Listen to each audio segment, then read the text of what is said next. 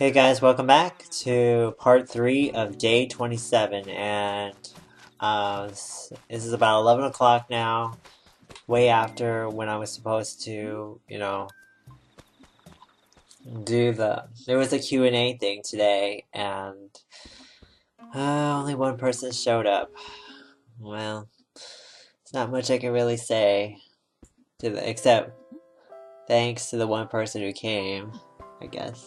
Well, I know her a lot, and I talk to her quite a bit, so... Oh, but I'm kind of disappointed that I really wish that somebody else came. So yeah, I'm gonna go talk to KK and give him a song, and I kind of feel like doing something a little bit more upbeat today. So let's do Calypso. Hopefully I can spell Calypso right. It's K period, no, well, not capitalized. Dang it. Get rid of the caps. Calypso. Calypso.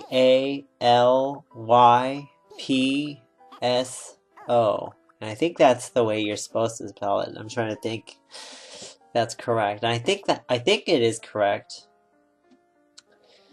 Let's see. Yeah, I'm pretty certain that it's spelled correctly. So let's see if hopefully it's the right one. Please be right. No diddy call for KK Calypso. Oh yeah, okay, good. Alright, so yeah, only one person showed up, which is kind of disappointing. I kind of want to know why, Is it because it was Saturday? I don't know. I don't know what the reason is, but...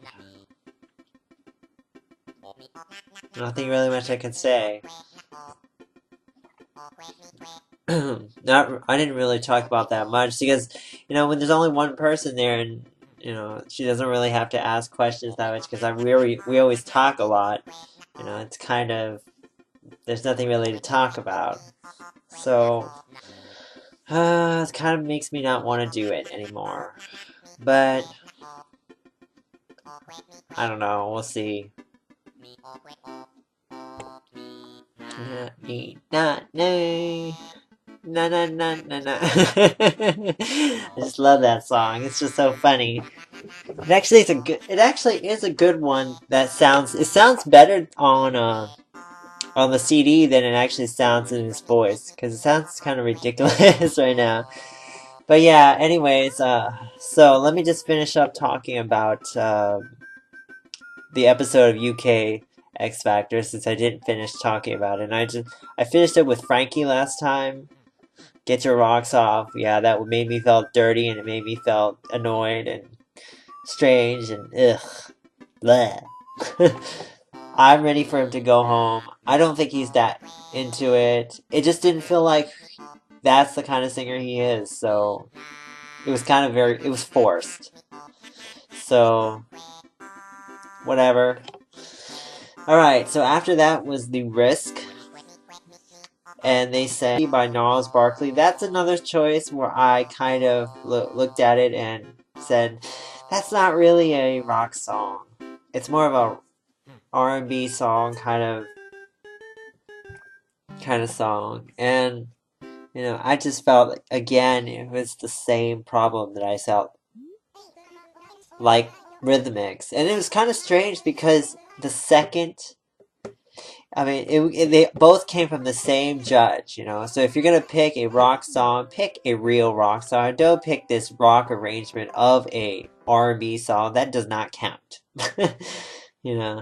But aside from that, I think that was a good performance. I thought that a very good and solid performance from them. I thought they sounded really good on the song. Thought the choice was good for them.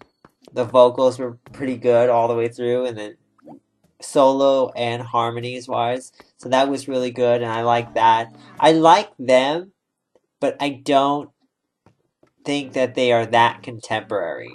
I kind of find them like in the same league of Backstreet Boys and NSYNC, which have done decently well in the late 1990s. But nowadays, is not like there anymore, you know? So that's the only thing I have a problem with the Risk. It's just they are a little bit older fashioned because, you know, that's the kind of style that was back then. Okay, so now what I'm going to do is I'm going to fix up my house and we'll see. Hopefully it won't take too much longer. And then that'll be it for today. You know, so that way I get myself set up for tomorrow's, whatever you call it, flea market. But first gotta put the new music in. Calypso! Press Calypso.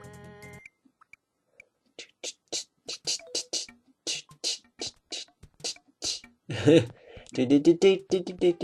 like this music too. This is like one of my favorites too.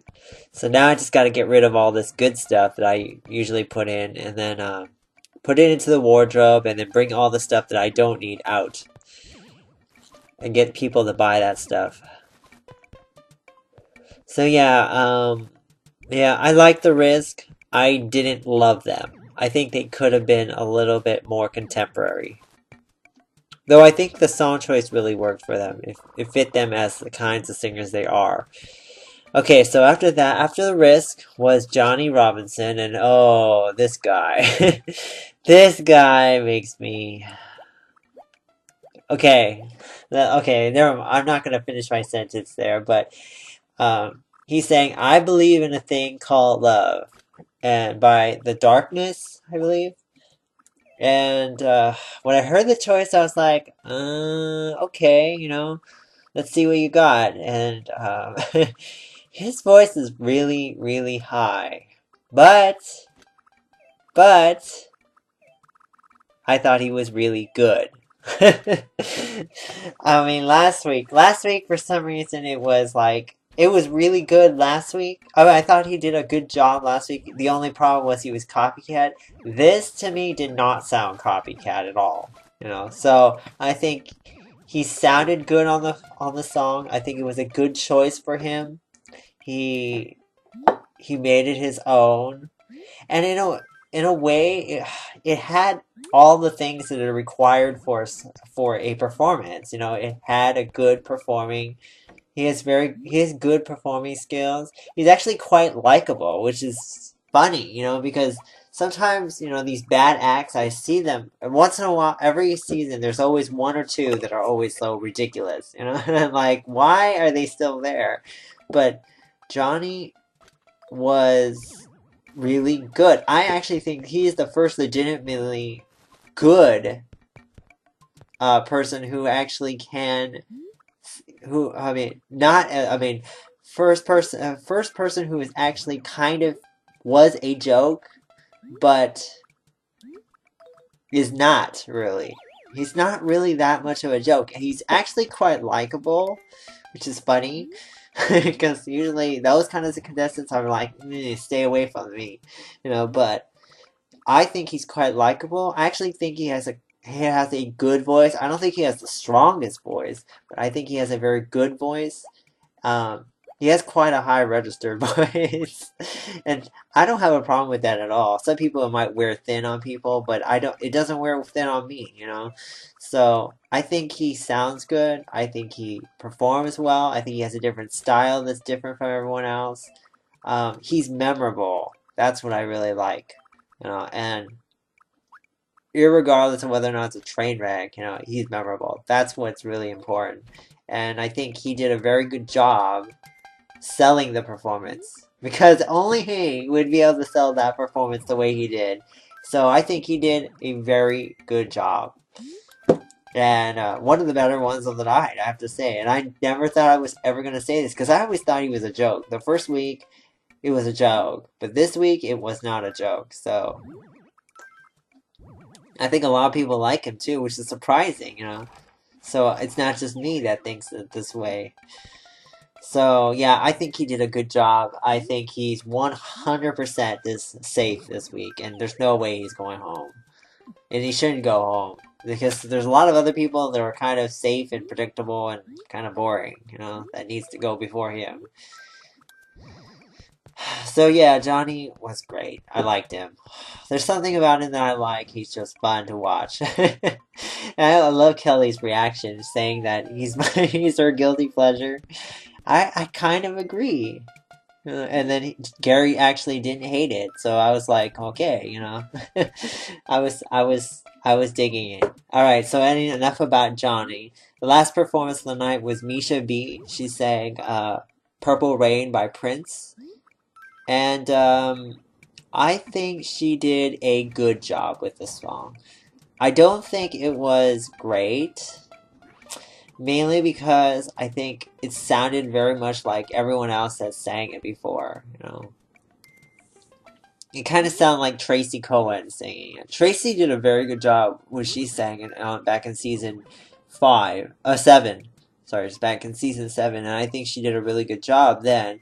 Um, Misha kind of did the same thing, as Tracy. So I didn't feel as that excited as I did last week. But Prince is a very hard singer. I mean, it's quite a hard song to sing. So for her to sing it and take it on and do a good job, she really did a good job. I just wasn't like blown away like as last week. She can sing, and she has stage presence. There's something about her that has stage presence. So I'm pretty certain that she will be safe this week. However, the bickering between the judges, I really didn't understand that at all. I know they were talking about her outside of the competition, and you know what? Leave your dirty laundry somewhere else, because that's not something that you need to talk about. So it has nothing to do with the performance. I felt like they were criticizing her, but for stuff that had nothing to do with her performance. So not worth it, and not my time to listen to. So yeah, that was pretty much it for tonight. So who I think is going to be in the bottom 2? Pretty certain that Frankie's going to be there, because I don't think he did anything this week that really changed people's minds about him. He wasn't very good. I think he should go. As for who else could be in the bottom, I think Sophie Habibis could be in the bottom. And as well as, who else might be in trouble with Marcus. For some reason, I just feel like he's not as well liked or well, received as other people. So I think he could be in trouble too. I'm just finishing up the last of my stuff.